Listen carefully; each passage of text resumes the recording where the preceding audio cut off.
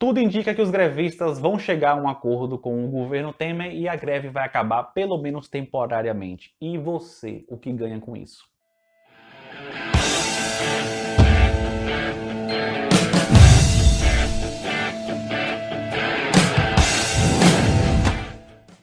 Especial de quinta-feira do canal Alfinetada, serve inclusive para compensar o fato de eu não ter botado o vídeo domingo, eu não pude, viu gente, tava muito atarefado com o trabalho, mas nesse domingo vai ter um outro vídeo, ou seja, vocês não vão perder em quantidade, né?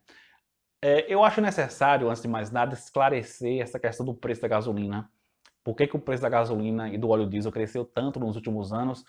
E, assim, na verdade tem uma série de influências, é complicado você dar uma explicação fechadinha, mas pelo menos os pontos principais, o ponto principal eu vou falar aqui, do que é a questão macroeconômica envolvida nesse processo.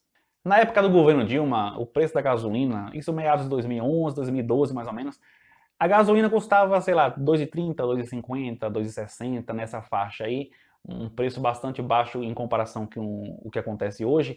E nessa época o preço do barril do petróleo estava elevado, mais elevado do que é hoje. Aí a pessoa se pergunta por quê? Por quê? É porque a Petrobras está roubando a gente? Não. Naquela época a Petrobras ela pagava parte da sua gasolina. Sim, ela assumiu rombo em suas contas durante muito tempo para não repassar a elevação do preço do barril do petróleo para o preço da gasolina, né? Assumiu prejuízo durante muito tempo e esse foi o principal motivo da crise na Petrobras, né?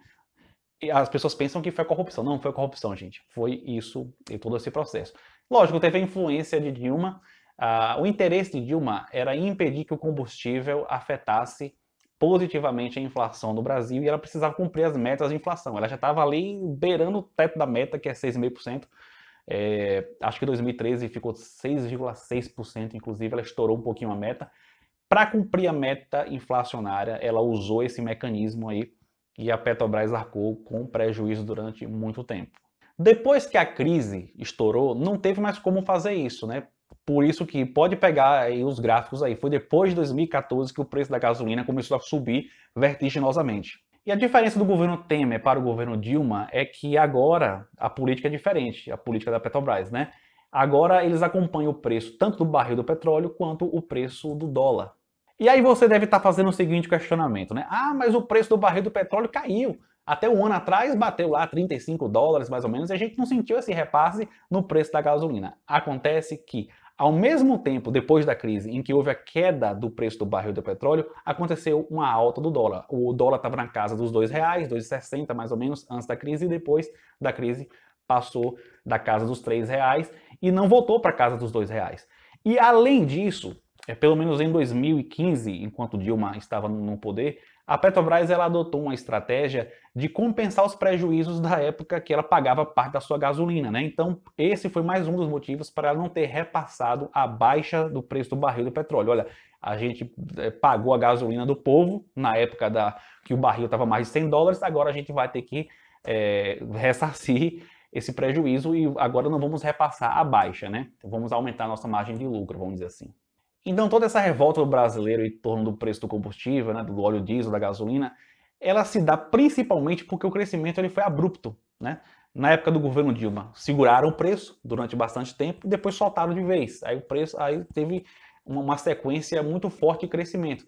E o brasileiro não estava acostumado com isso. Aí passa-se, evidentemente, a sensação de que o brasileiro está sendo sacaneado, que estão roubando. Mas a explicação para o crescimento recente do preço do combustível no Brasil é a alta do dólar e a alta do preço do barril de petróleo.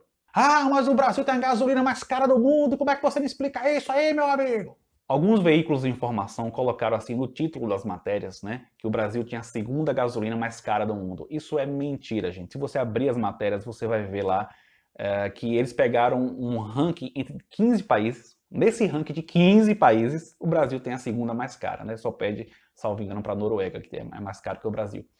Mas no ranking mundial, o Brasil está no meio da tabela. Eu vou colocar aí, aqui na descrição do vídeo, um link para vocês observarem o preço da gasolina no ranking mundial no dia 21 de maio, né? Bastante recente. E você vai ver que o Brasil está no meio da tabela. Não tem essa história de que a nossa gasolina é uma das mais caras do mundo. É mentira. Agora, um fato que nós devemos ficar atento, que eu achei bastante estranho e não achei uma explicação plausível para isso, é que em 2017, no meio do ano, mais ou menos setembro, julho, por aí, foi noticiado que as refinarias brasileiras estavam trabalhando com capacidade ociosa muito grande, cerca de 25% de capacidade ociosa, e essa baixa produção, né, essa queda na produção das refinarias brasileiras estavam sendo substituídas por importação. Nós, ano passado, elevamos o grau de importação de refinados, né, do óleo diesel e da gasolina. De modo que hoje, cerca de 20% da gasolina que a gente consome é importada. Por isso que nós dependemos também da variação do dólar.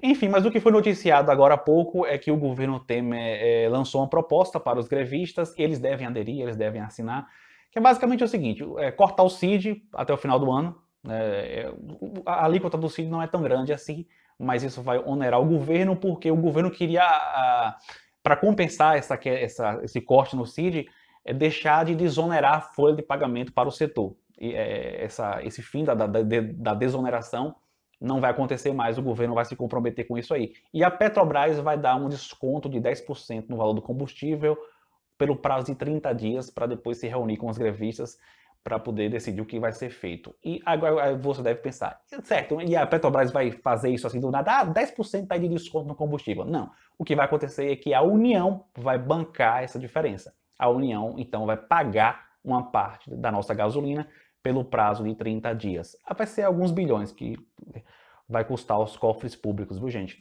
Gente, não se enganem. O que vai acontecer é o seguinte, ou o governo, para resolver essa questão de maneira definitiva, vai dar um desconto nos impostos, PIS e COFINS, né, para poder provocar uma queda no preço do combustível, ou ele vai começar a pagar parte da nossa gasolina.